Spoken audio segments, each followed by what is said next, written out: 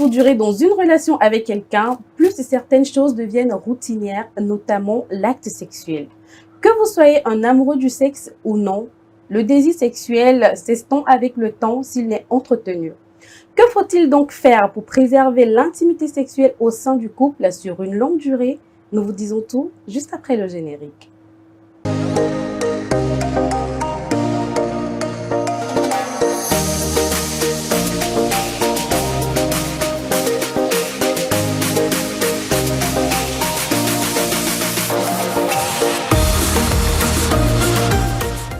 Bonjour et bienvenue dans votre émission d'éducation sexuelle sans tabou et sans complexe. Aujourd'hui, j'ai un plateau de qualité, mais aussi un plateau masculin.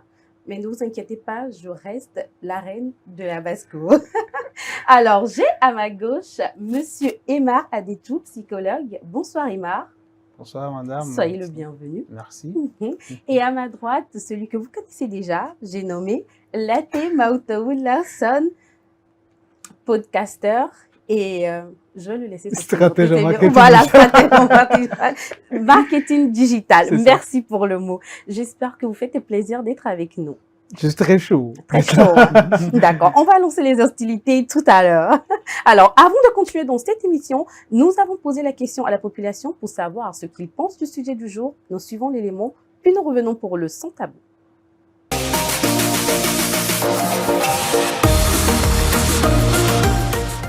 Ce qui fait baisser le désir sexuel dans les couples de nos jours, à mon avis, c'est du côté féminin, c'est parfois le fait de ne plus s'entretenir comme auparavant.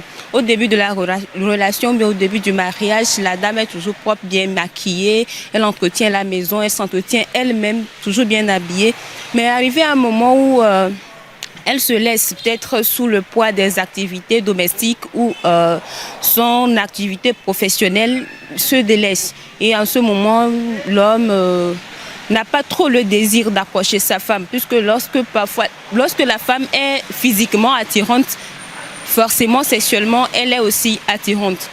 Du côté des hommes, souvent, quand ils trouvent d'autres partenaires, en dehors de la maison, comme ils le disent, entre griffes, maîtresse, sous-copine, et ils s'y plaisent là-bas. Parfois, ils ne reviennent pas envers leur femme pour le devoir conjugal.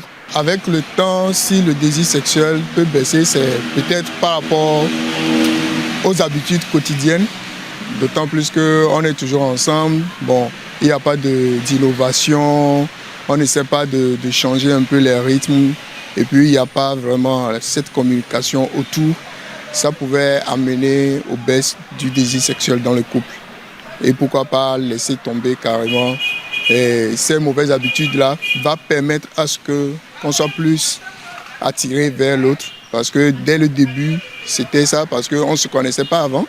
Donc, il y avait cette découverte-là qui nous amenait, ce manque de découverte qui nous amenait à être vraiment attiré vers l'autre.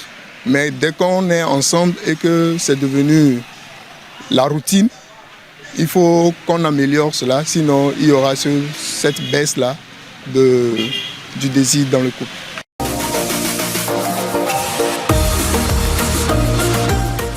Nous sommes de retour pour le sans tabou et nous allons tout de suite nous tourner vers Aymar pour qu'il travaille un peu notre psychologie, puisque c'est pour ça qu'il est là ce soir. Alors, dites-nous Aymar, comment définit-on le désir sexuel? Merci beaucoup, madame Martinet. Et merci à la SOS Dr TV. Bon, je vais tout de suite définir le désir sexuel comme si un sentiment que tout être humain ressent à un moment de sa vie. Et c'est un sentiment physiologique, tout à fait normal. Voilà. D'accord, quand vous dites physiologie, c'est-à-dire que c'est inné, on est avec, c'est ça? Justement. Est-ce qu'il y a, à partir d'un âge où ça se développe, ou est-ce qu'on le ressent tout au long de la vie?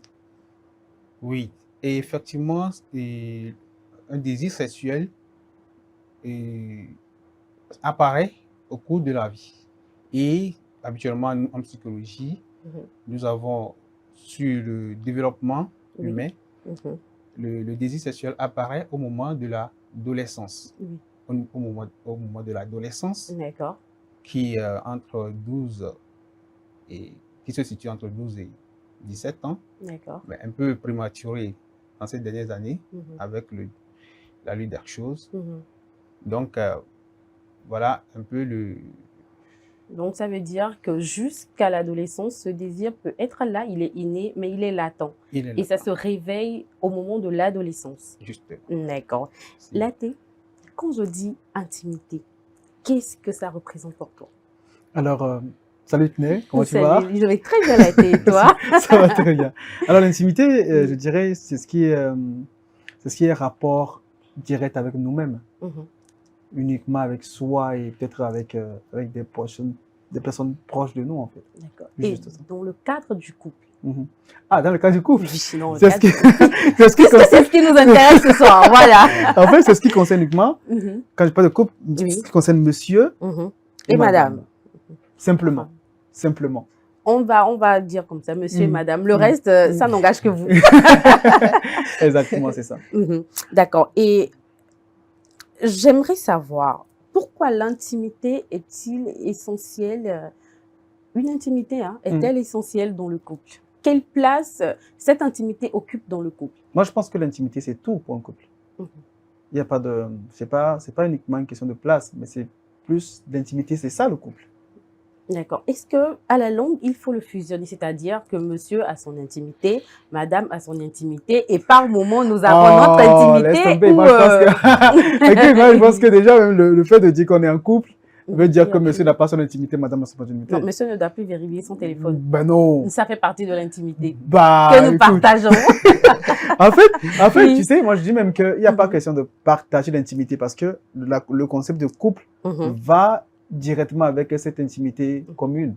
Tu vois, ton téléphone, ce n'est plus ton téléphone parce que tu as accepté d'être en couple avec quelqu'un et que, bon, voilà, quoi, tu n'as pas le choix. Surtout à partir du moment où tu décides librement de te mettre à nu devant cette personne. À partir du moment où non, ça, c'est trop loin. Ah, c'est même trop loin. Non, à partir du moment où tu te dis, je suis en couple avec toi. Avec telle personne. C'est fini, c'est fini. Tu perds tout ce que tu appelles intimité.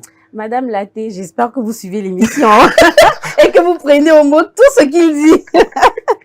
Alors, quels sont pour vous les préalables pour maintenir cette intimité au sein du couple? Moi, je pense que d'abord, moi, je dis déjà, avant même d'arriver à la question de couple, il est très important d'avoir ce qu'on appelle la communication.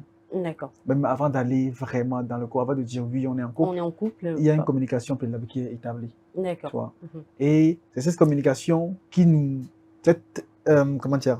Communication, mais cette fusion en termes de communication qui dit même c'est le moment de se mettre en couple. Voilà. Et la seule préalable pour le faire, c'est la communication pour moi. Et moi, je pense même qu'au-delà de la communication, il faut avoir la compréhension.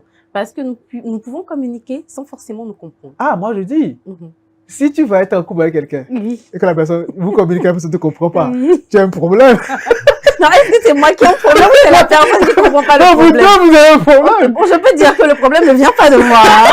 Parce que moi, je communique quand même. Le problème ne vient jamais des femmes, de toute façon. Ah bah oui, c'est Dieu qui l'a voulu ainsi. Qui sommes-nous pour aller contre sa volonté?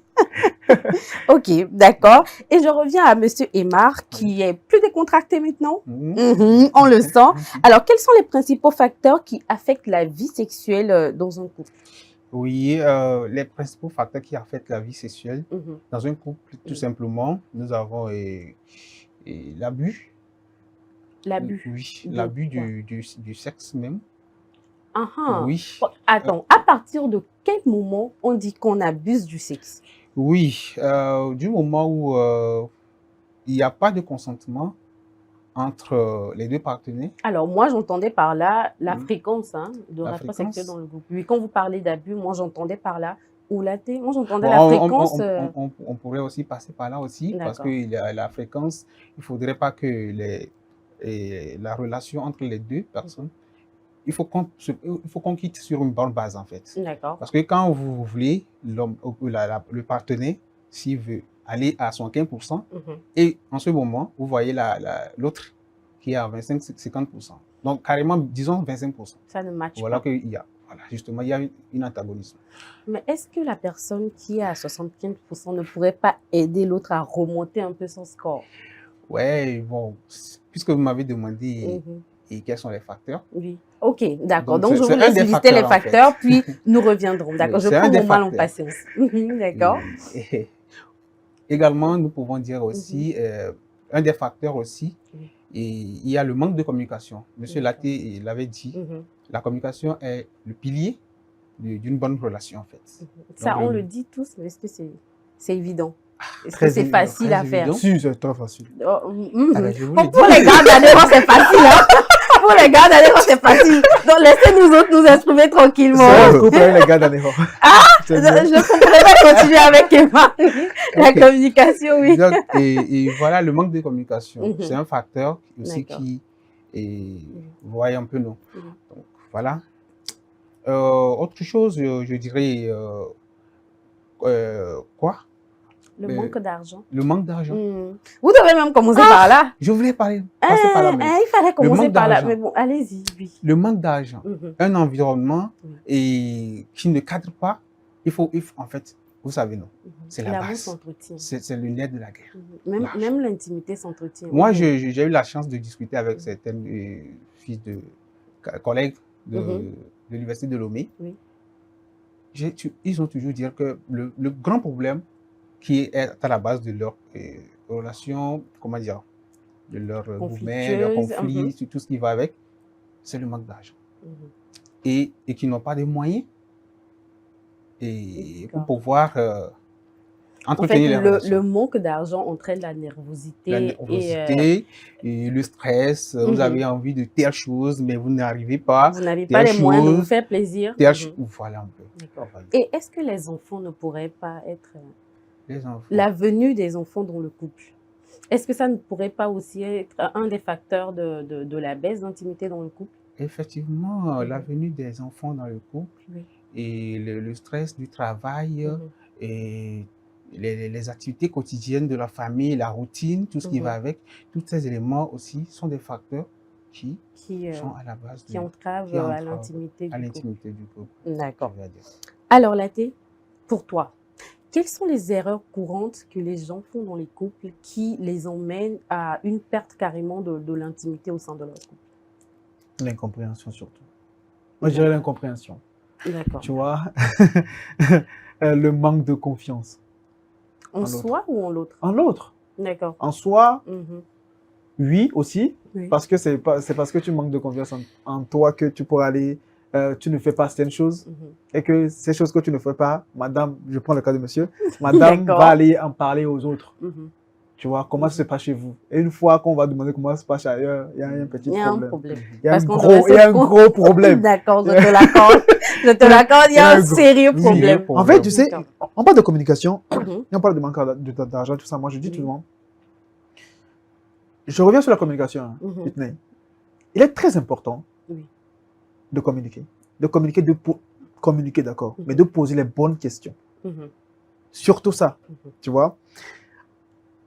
Tout ça, c'est préalable au couple. Je vais encore le répéter. Quand tu rencontres quelqu'un, tu ne poses pas les bonnes questions. Lui, il est là pour te marmailler, comme on dit. Il va vendre son vrai côté. Et quand tu poses les bonnes questions, tu sais que très bien que s'il te donne une réponse, peut-être dans 3, 4, 5 jours, une semaine après, tu reposes les mêmes questions. C'est la réponse diffère. Il y a un problème. Tu vois ce que je veux dire? Maintenant, quand on parle d'argent, il gagne combien? Il va vous commencer, tu vois. Il faut clairement poser les questions dès le départ. On dit dans un couple, l'argent, c'est un facteur très important. Personne ne veut se mettre en couple avec quelqu'un qui n'a pas d'argent. Malheureusement, de nos jours, tu vois. On va pas mourir. C'est clair. Se nourrir d'amour. Encore que la glace est payante. Hein? Tu vois, c'est super important la question d'argent. Mais la personne que tu as en face de toi, il faut vraiment parler de ce côté-là. Mais vous savez que nous, les femmes aussi, des fois, nous sommes un peu cachotières et on préfère se laisser découvrir dans le temps.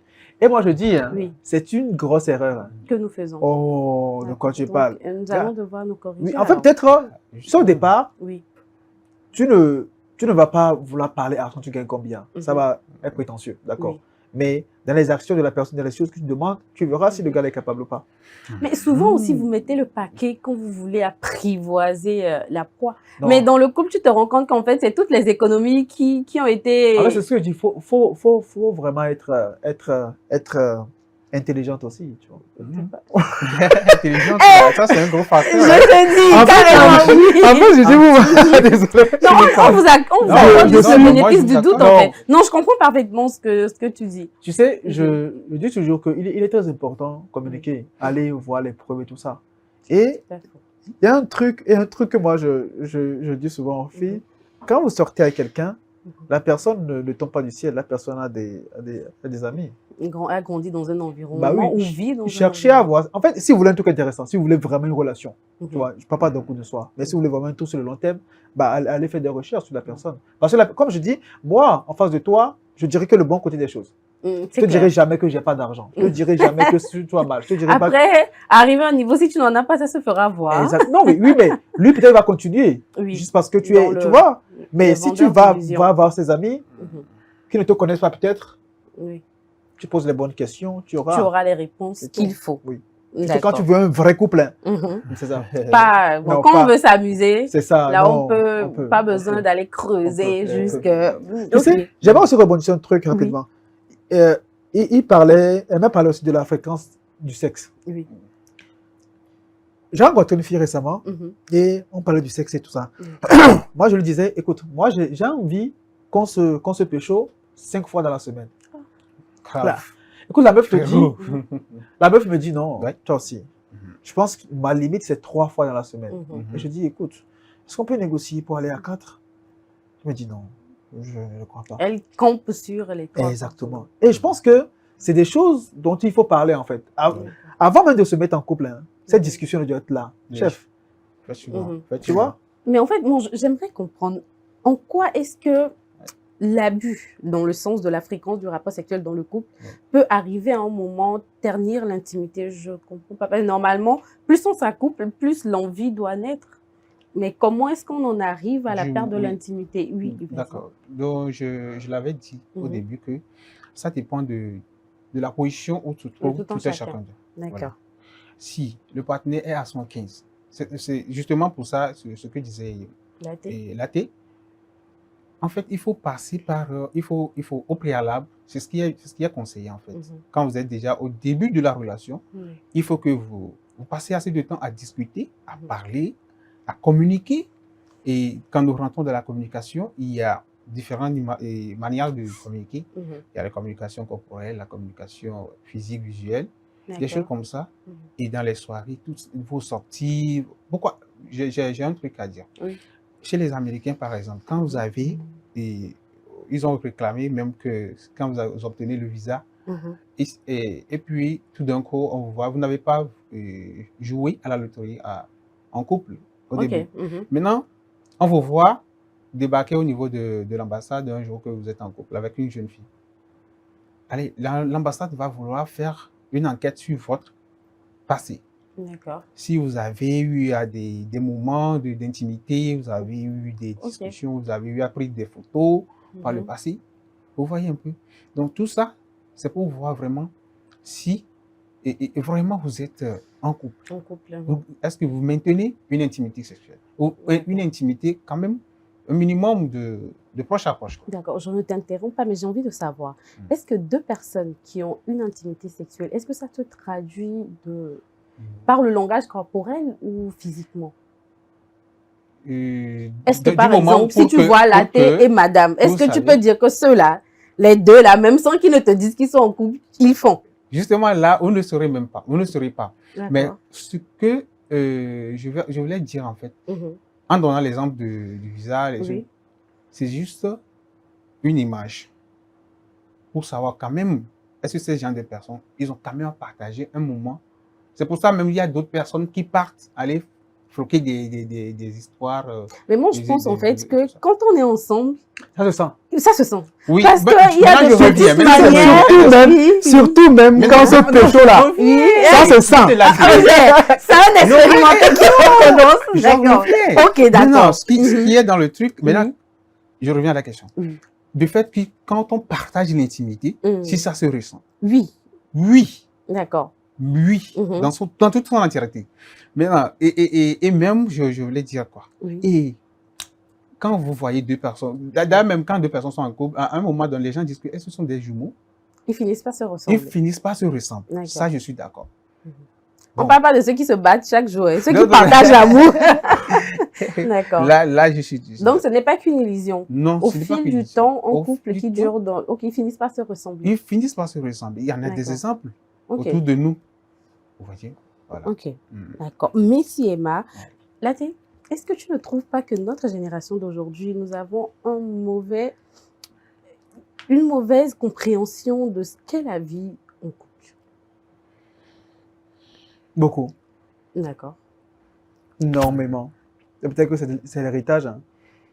On a hérité ça de nos parents. Oui, forcément. Où est-ce qu'on a pris ça? Nous sommes documentés.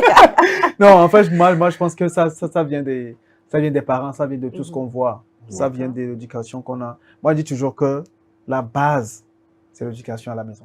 C'est pas faux. Obligatoirement. C'est que tu vas pas aller montrer un mauvais comportement dehors. Si à la maison, il y a un problème, tu vois, il n'y a pas de problème, je veux dire, tu vois. L'enfant est le reflet un peu de ce qui se passe dans le vie familial. Bien sûr. Et de toutes les blessures de la famille. Pas forcément ce qu'il voit, mais ce qu'il entend aussi. Oui. Et ce qui ne se dit pas aussi. Que l'enfant, avec l'âge, finit pas décrypter. Bien sûr, bien sûr, tu vois. Est-ce qu'on a une mauvaise compréhension de la sexualité ou bien de la vie de couple de nos jours? Oui, énormément. Tu vois, est-ce que c'est une compréhension? Moi, je dirais non, c'est pas une compréhension. Mais les choses ont changé depuis le temps. Et on ne fait que s'adapter à ce qui est là actuellement, tu vois. Malheureusement, tu vois. Et comment dire? Moi, j'en ai connu des amis qui sont en couple, mais ça ne va pas bien. Parce que ils ont vu leurs parents être dans une certaine époque donnée, une certaine réalité qui fait que ça agit sur eux. Et ils ne peuvent même pas dire à la fille, tu vois. Je comprends parfaitement. C'est ça. C'est comme, je discutais avec un ami qui me dit que chez lui, les parents faisaient 50-50 en tout ce qui concerne les charges. Et que pour lui, c'est ce qui est normal. Et il s'en va trouver une go qui ne conçoit... En fait, pour elle, c'est l'homme qui fait 100% et j'aide quand je peux. Tu sais, et c'était ça la base de leur problème. Tu sais, moi, je dis... Moi, par rapport à moi, je dis, je vais pas laisser madame gérer. Tu vois? Déjà que la vie de couple, là, ou bien le couple, c'est la responsabilité du mec. Heureusement. Parce qu'il ne faut pas laisser madame gérer. Moi, je dis tout le temps, je vais travailler dur pour pouvoir gérer. Mais si je suis dans le besoin, j'aimerais que tu m'aides. C'est là où, quand je suis dans un problème, tout ce que tu vas me dire, pas m'aider. Tout ce que tu vas me dire, c'est ça va aller, c'est un problème. On a un sérieux problème. C'est ça. Mais je ne te demande pas de l'argent, je ne te demande pas de m'aider, tout ça, je gère comme l'homme. Mais tu ne refuses pas les cadeaux, les petites attentions et autres. De toute façon, je pense même que ces cadeaux, petites attentions, ça motive même le fait que je puisse encore gérer encore plus. Continuer c'est ça, de gérer. En fait, c'est des petites motivations pour t'aider à gérer, tu vois. Mais c'est super important. Moi, je dis de ne pas faire 50-50, sincèrement. Et aussi, au fait, le fait que le monsieur gère, ça lui confère son rôle de protecteur, de chef de famille. Non, on va être comme ça, non. Voilà, parce que, en tout cas, moi, on fait 50-50, tu ne peux pas crier sur moi dans la maison. Tu vois. Parce que tu n'es plus le seul, le seul gérant, en fait. Oui, c'est ça, en fait. Et bon, moi, je dis, c'est parce qu'il y a cette petite pression d'argent que je peux te parler d'une manière donnée. Tu vois, je peux oser. Mais quand tu sais que j'en suis capable, là aussi, tu modères. Non, en vrai, si tu en es capable aussi, ça se sent. En fait, il y a des choses que je veux faire, tu me dis non, je ne peux pas faire. Clair. Tu vois? Et tu sais que j'ai le pouvoir qu'il faut. En fait, il y a se sentir capable de le faire et le faire.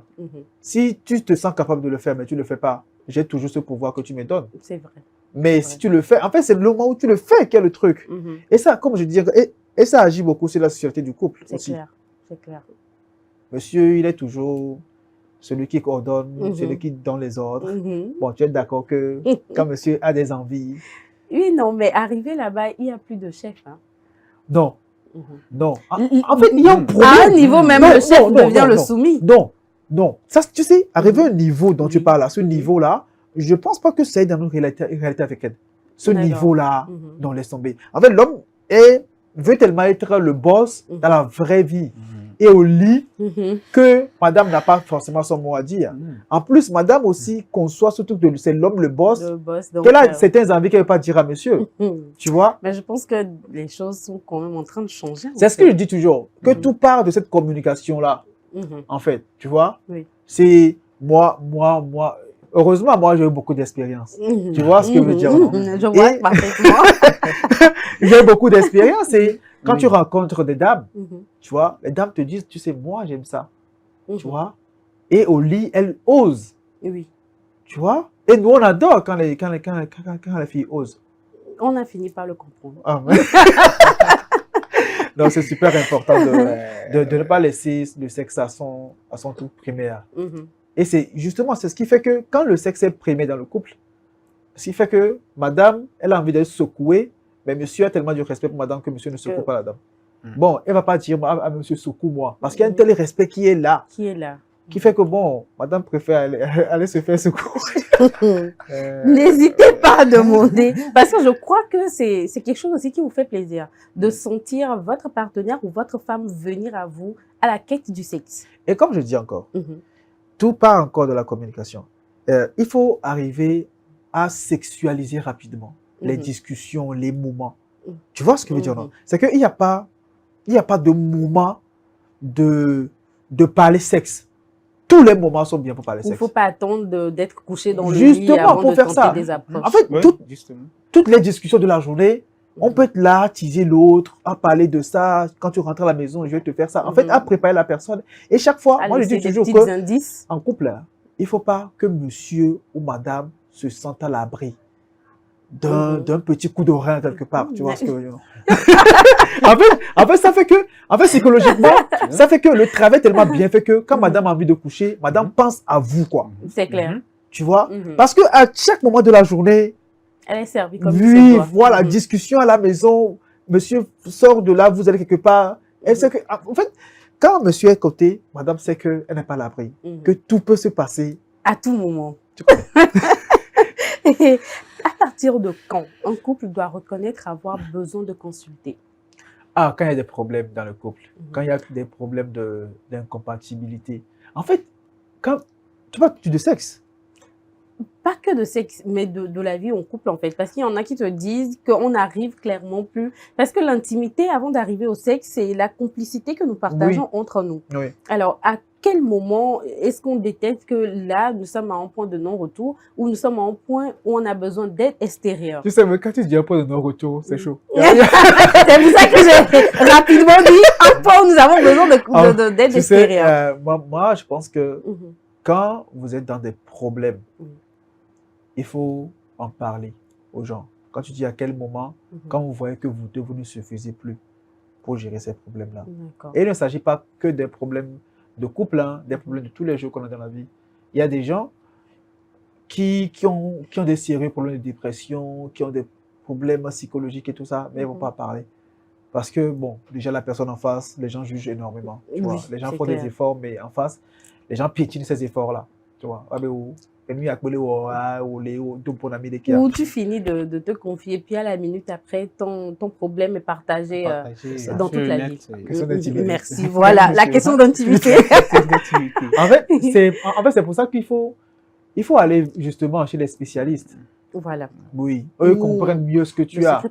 Tu vois, aussi. Et c'est ça que je trouve bien dans tout ce qui est congrégation et tout ça. Heureusement, dans ces éléments-là, il y a toujours des aînés qui sont là, qui ont traversé des moments, qui comprennent ce que toi tu vis actuellement. Donc quand tu vas vers eux, et qui peuvent mieux t'orienter. Exactement. Tu sais, moi je dis toujours, mais quand c'est une affaire de couple là, franchement, ça va pas aller loin. Parce qu'une fois qu'il y a un problème qui vous dépasse, il faut demander de l'aide. Mais si une demande de l'aide, ça va pas passer. Malheureusement. Parce que si le problème vous dépasse à vous, qui vous voyez nu tout le temps, tu comprends ce que je veux dire, non? Oui, je comprends. Voilà. Bon, qu'est-ce que celui qui est en face, qui pourra dire pour vous? Les choses. Voilà quoi. Juste, moi, je pense qu'il faut vraiment être fort et de ne pas être égoïste dans le couple, pas être égoïste. Quand tu as tort, dis que accepte que tu as tort. Et s'excuser quand il le faut. C'est ça. Quand monsieur a tort, que monsieur dise, écoute, je suis vraiment désolé, tu vois.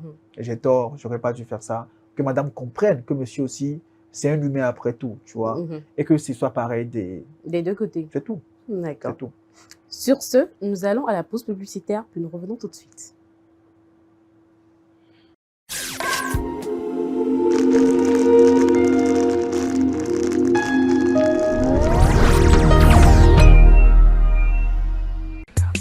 L'amour, c'est des hauts, c'est des bas. Et quand la femme dit non, c'est vraiment non. Mais rien ne vaut un petit cadeau pour raviver la flamme de l'amour. La femme se fait belle et sensuelle pour votre plaisir.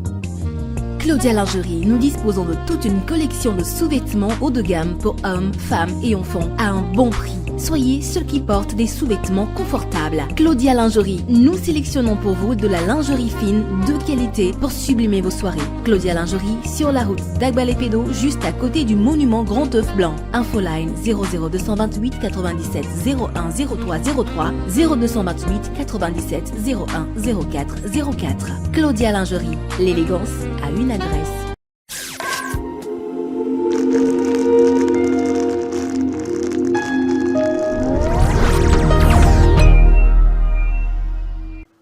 Alors, tout à l'heure, nous étions en train de parler de compatibilité dans le couple. Mais on se rend compte que dans certains couples, même après le mariage, ils se rendent compte qu'ils sont incompatibles. Comment, par la psychologie, comment vous expliquez cela? Ok. Après le mariage, et un couple se rend compte qu'ils ne sont pas compatibles. Mais que c'est après le mariage qu'ils vivent ensemble. Non, mais non, comment ils en ont arrivé là? Là, dit non. Comment ils en ont arrivé? Non, attendez, je m'explique. Non, en fait, carrément. Non, parce qu'avant le mariage, il y a des étapes il y a des gens, il y a des gens qui se marient après 6 mois, après 1 an, même après 2 ans, mais c'est-à-dire qu'on se voit, on se voit périodiquement, et chacun en train de vendre le bon côté de soi. Et comme on le dit, il faut vivre avec quelqu'un pour le connaître.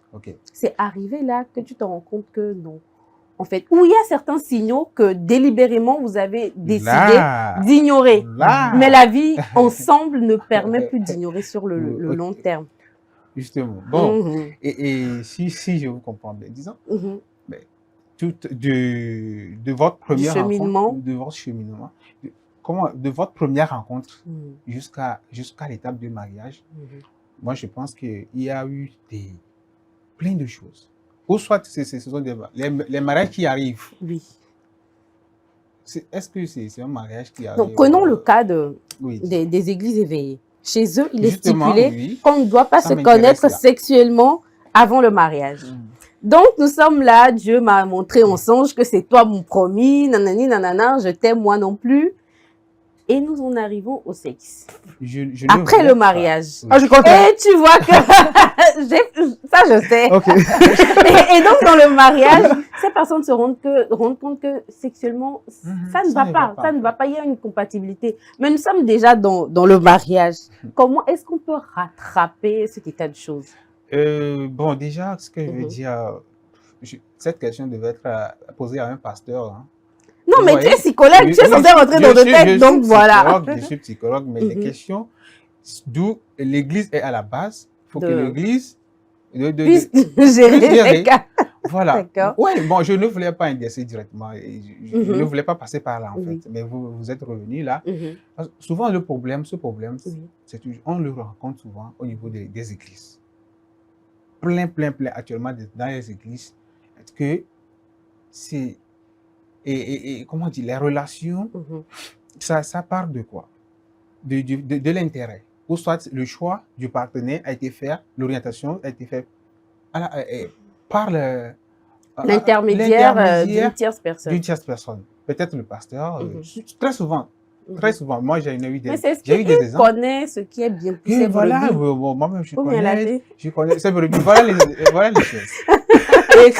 Et ça fait couler plein de larmes, assez de larmes. Voilà. Une fois dans le mariage. Une fois dans le mariage. Et votre question est comment rattraper, vu que nous sommes déjà dedans? Comment est-ce qu'on peut rattraper ça? Essayer quand même de... Si c'est affaire de pasteur, que la personne aille revoir le pasteur pour lui trouver un plan B. moi, je dis, qu'est-ce que je dis? Le mariage, c'est à vie. Oui. C'est à Le vie, meilleur, voilà. eux-mêmes, ils le disent. Oui. Mais ça, c'est pas le pire. C'est pas le pire. Non, bon, enfin, moi, Si nous prenons, je ne dis pas que ça, c'est le pire. Parce que le pire, dès la première nuit du mariage, c'est que le mariage sera long. J'en viens. Il y a même des mariages. Il y a des mariages au cours. Déjà, la soirée, oui. Il y a des problèmes comme ça qui arrivent. Que la dame, ou bien c'est peut-être le monsieur qui se dit qu'il est fatigué, qui ne peut pas consommer le mariage. Vous voyez? Alors que la fille a attendu ça toute sa vie. Elle est très sérieuse. Et maintenant, voilà des situations comme ça tombent. Qu'est-ce que vous allez dire? Vous voyez? Ah, vous allez vous remettre dans le maître des pasteurs? Qu'est-ce que vous allez faire? Vous n'êtes pas très gentil. Qu'est-ce que vous allez faire? Non. Non, en fait, ça me rappelle une anecdote. Ça me rappelle une anecdote d'une connaissance avec qui j'ai discuté et qui me dit que chez lui, le sexe est programmé. C'est-à-dire que c'est le jour où il rentre, qu'il dépose une orange sur la table. C'est le jour-là qu'il y a match. Tant que lui, il n'a pas déposé une orange sur la table, c'est qu'il n'y a rien. Et l'initiative ne peut pas venir de la femme parce que c'est lui l'homme, c'est lui qui l'a épousé et donc ça doit venir de lui. Dans ce couple comme ça, comment on fait? Comment arriver en fait à faire comprendre à ce monsieur que la sexualité n'est pas que l'affaire du chef de famille, mais que c'est une complémentarité entre les deux conjoints.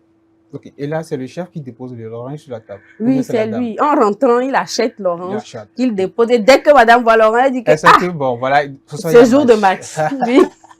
Donc, c'est lui, sa technique à lui aussi. Voilà. Oui, et puis, il y en a d'autres qui en ont plein aussi. Mais je pense que c'est pas une bonne manière quand même. Et donc, si ces personnes viennent consulter chez vous, vous pouvez trouver une solution pour eux quand même. Justement, il faut passer dessus, il faut aller à la communication. Parce que l'effort de l'autre, ou bien il faut que l'autre aussi participe en fait au programme, aux séances et de la programmation de tout. Et d'ailleurs, même, je ne pense pas qu'il y a un temps qui est dédié au fait à la programmation du fait qu'on doit faire le sexe ce soir ou pas. Je ne pense pas qu'il y a un temps pour ça. C'est quand l'envie nous prend. C'est quand l'envie nous prend. Et une fois, quand nous sommes dans le foyer, nous devons le faire. Ça permet de serrer les liens. Ça permet de bien contenir la relation, en fait, les choses. Et je vous dis aussi, une fois un acte sexuel bien fait, vous savez que cela déclenche en fait des hormones ces hormones qui sont des anti-stress. Des antidépresseurs. Par exemple. Et une fois que ce stade est consommé, vous voyez monsieur, peut-être au bureau, vous rencontrez madame au bureau le matin, vous la voyez très souriante. Radieuse. Et très accueillante d'ailleurs. Parce que monsieur a géré la vie. Monsieur a bien géré. Monsieur a bien géré la vie. Et aussi, c'est ça. Et il faut vraiment... Et puis après un acte sexuel, il faut aller à la communication. Il faut que l'autre... Mais c'est vous qui aimez dormir après, non? Parce que vous avez déposé toute l'énergie. Non, oui, bon, ça c'est aussi un autre souci. Il faut un service après-vente là. Merci.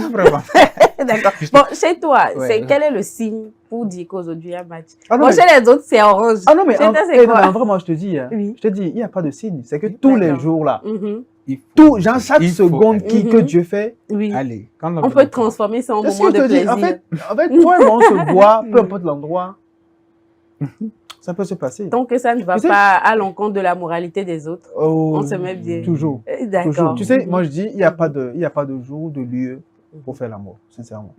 Et c'est là où on va commencer à dire, tu sais, l'amour, on va le faire qu'à la maison, qu'il y a un problème. Tu vois, il n'y a pas de... Et même que le sexe programmé, ça casse un peu le chiffre. Pourquoi on va programmer même?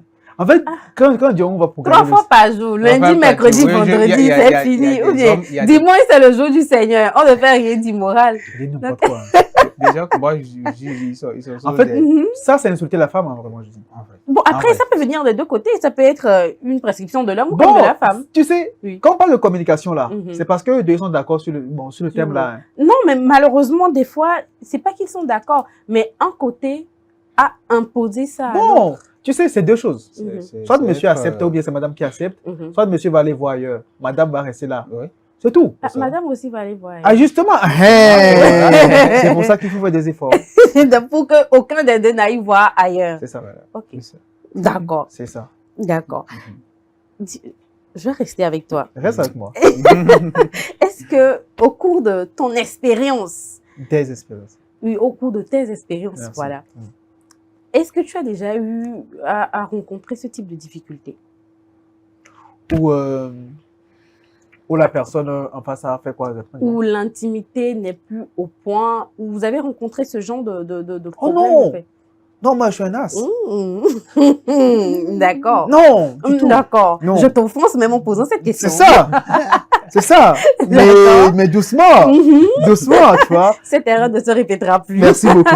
Non, en vrai, tu sais, comme je dis, j'ai une manière pas très particulière de me mettre en couple. D'accord.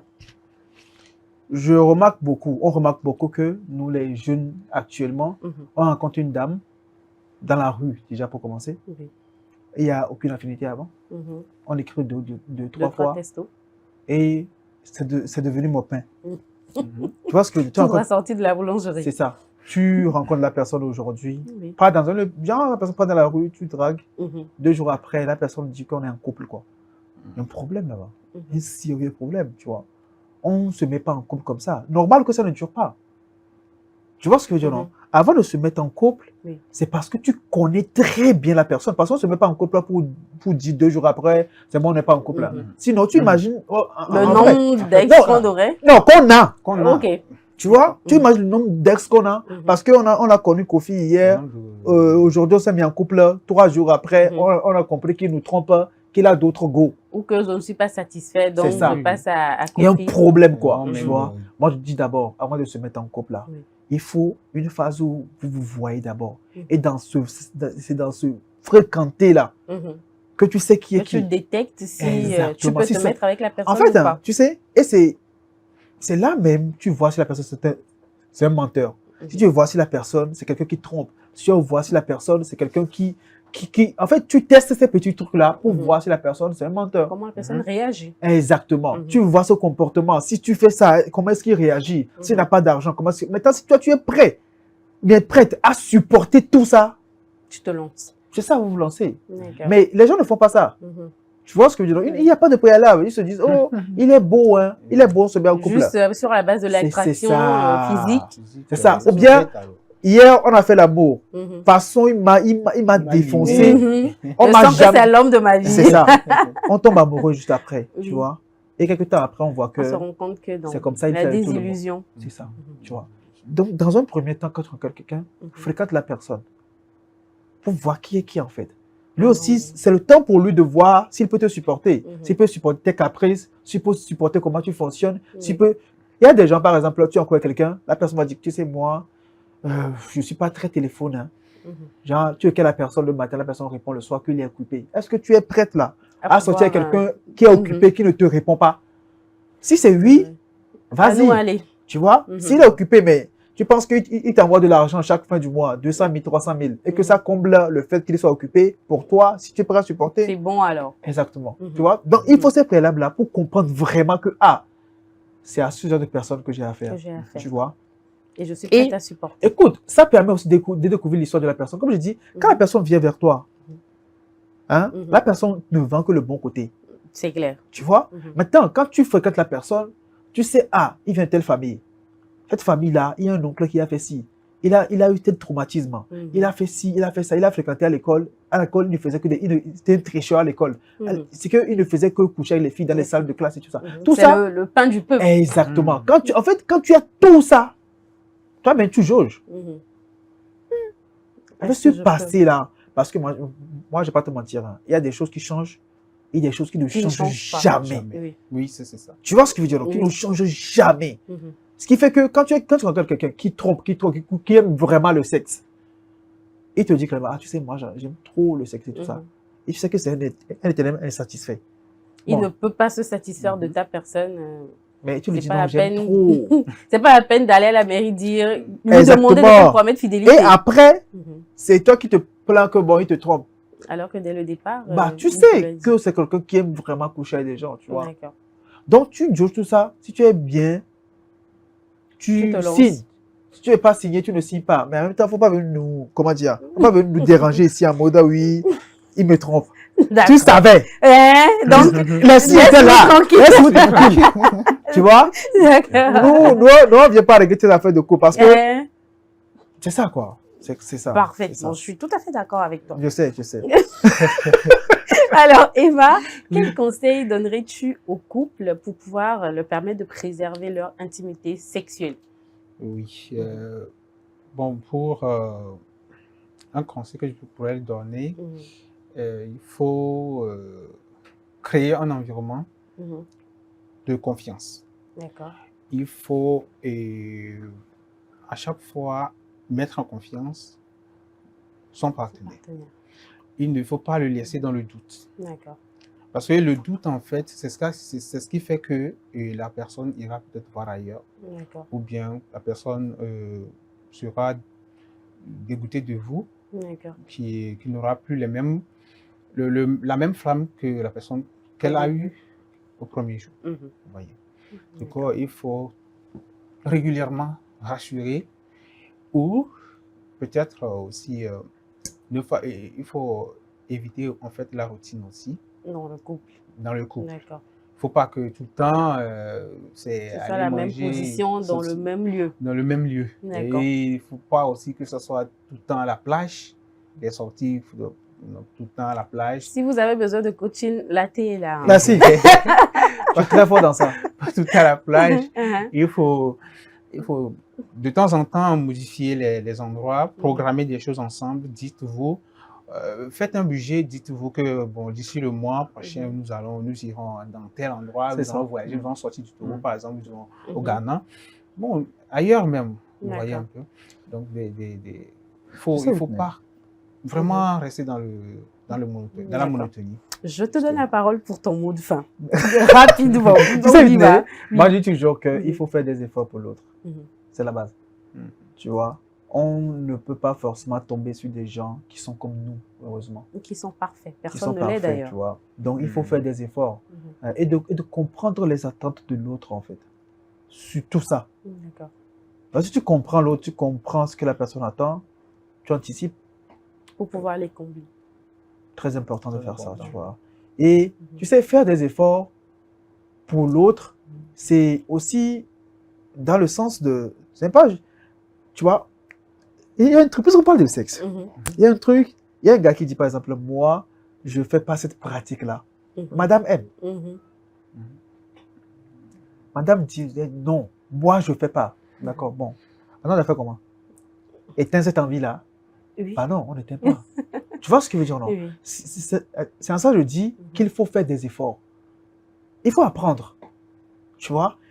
Et un truc aussi, il faut apprendre à satisfaire madame. Satisfaire madame, ce n'est pas aller tourner madame dans toutes les positions possibles.